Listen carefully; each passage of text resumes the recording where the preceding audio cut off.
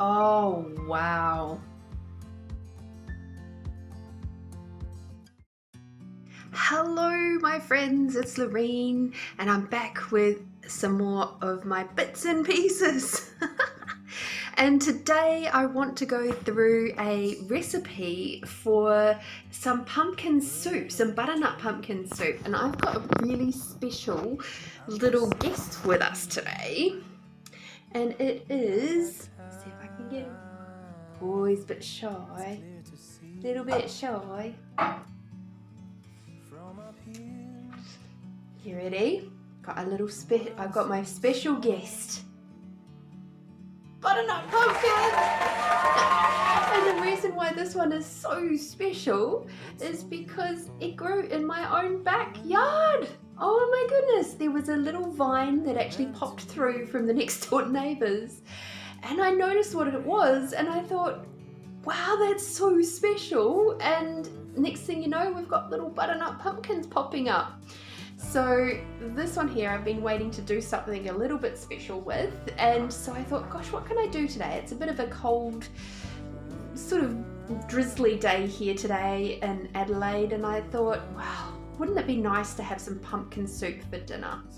So what I've got is this incredible slow cooker book, and I will be cooking, and I'll show you what I'm cooking today.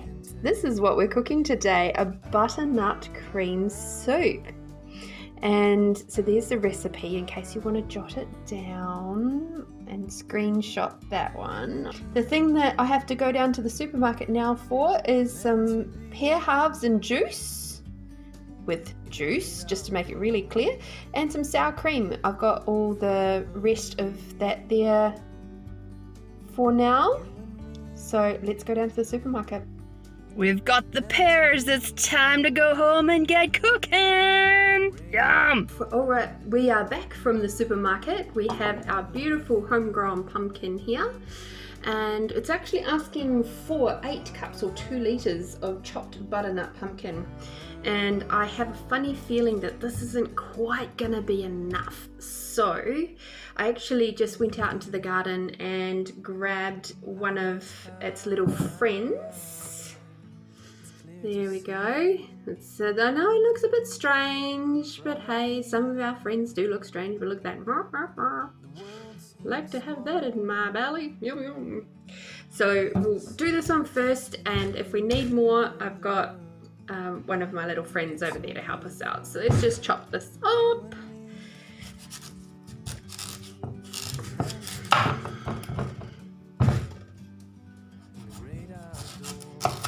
And of course all these bits will be going back into my garden to become compost.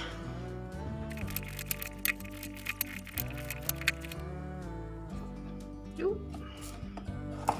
Don't put much off that piece. Could I have used a potato peeler? Absolutely I could have, but you know what? This is just as easy.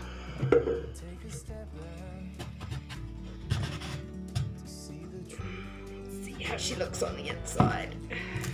Oh, look at that. Hardly any seeds at all. That's even better. Fantastic.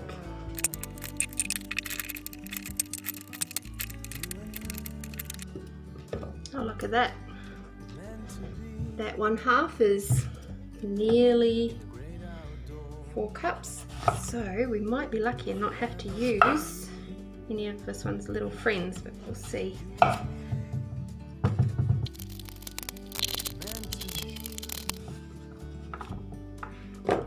Look at that. Perfect. It's a whole jug, which is roughly 2 litres. There we go. Pumpkin ready to go. And now we have the onions. The recipe is calling for 1.5 cups of chopped onion. So let's just get to and chop this onion up. Remembering from my last video that if you store your onions in the fridge, there's no crying. And the other tip is when you chop the top and the bottom off like that, put those bits together, just like that. And that also helps to stop the onion fumes from getting to your eyes as well. So this is a teeny tiny little onion. I thought that would be good. I'll get about 1.5 cups out of these 2 onions together.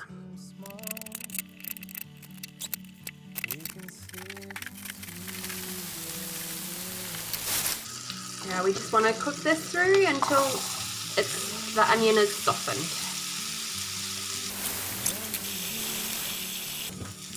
Okay, so now we put these softened onions in here. Oops.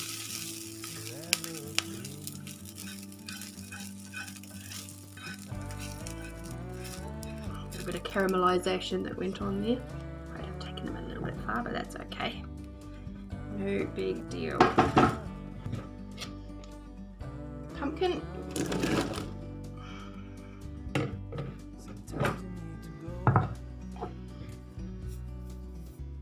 Pears, Australian pears. Gotta support home when we can.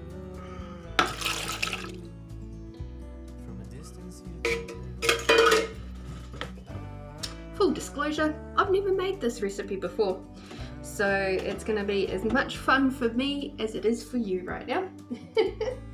We've got a generous sprinkle of salt,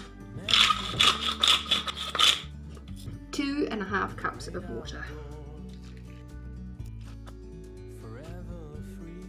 and then we cook that covered on high or low, depending on if you've got time. We're going to be cooking on high today for 4 to 5 hours, and then we'll process with the hand blender once we're done.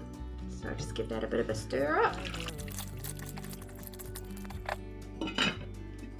See you in 4 to 5 hours. Okay, my friends, here we go. Oh, wow. That smells quite amazing, I have to say. This has been cooking for about 5 hours. So I did it on the speedier version of the cooking. Those dark bits are obviously the caramelized onion from earlier. So, wow. And you can see how it's already almost all disintegrated. So I'm gonna do the old stick blender in here now and just bring all of those yummy bits together.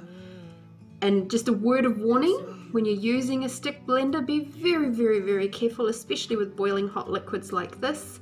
You can get quite a nasty burn off of those hot liquids. So please, please, please be careful.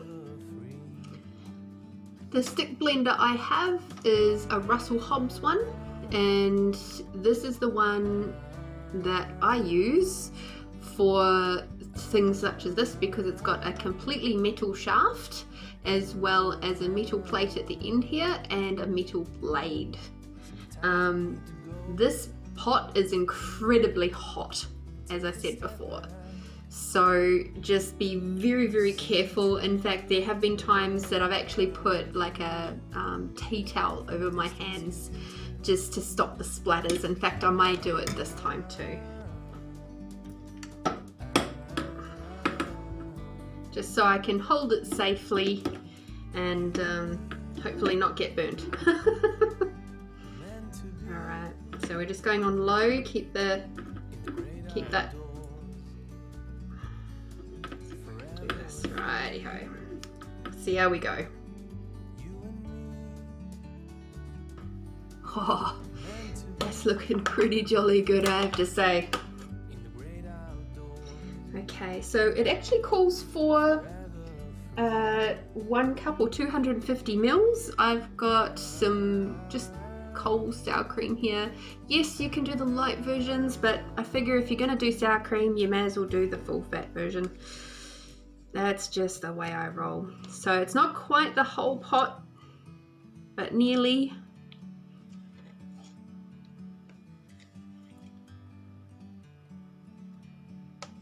There we go, that'll do. And let's just stir that in.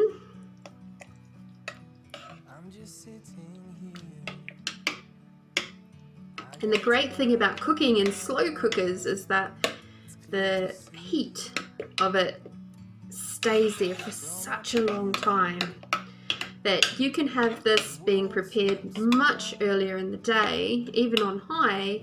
And if you've got a family that's in and out all the time and nobody really stops and stays to have lunch together, this will keep warm for several hours. Or if you've got a partner maybe who works on night shift and you've created this for your family or your dinner and they still yet to come home, this will still be warm for many hours later. Oh, doesn't that look great? So now we just do a wee taste test to see if this has been seasoned enough.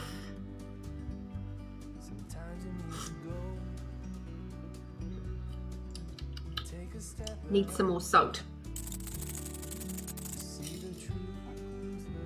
It did say a healthy dose of salt originally. And while it may have looked like I put plenty in there, this particular, oh, look at that, lovely caramelization from the sides there. Oh, delicious.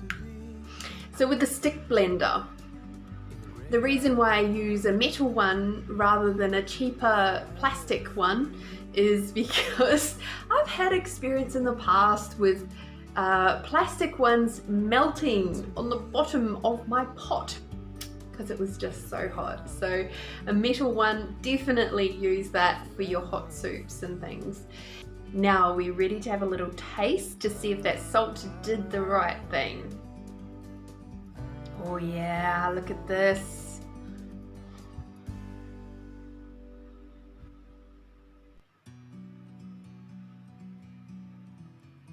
Oh, wow. Oh my goodness. Who would have thought putting pears and pumpkin together could create such a delicious combo? Oh my God, my mind is blowing right now. So are my taste buds. I was thinking, gosh, surely it would need some pepper or something like that, but nope. She needs nothing more. Nothing more.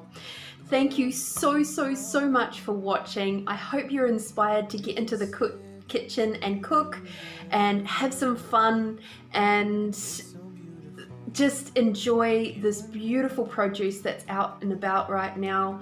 If you would be ever so kind to hit subscribe on the video, share it with your friends. Just wow, my mouth is still salivating. Be bold, be brave, be beautiful, my friends, and I'll see you on the next video.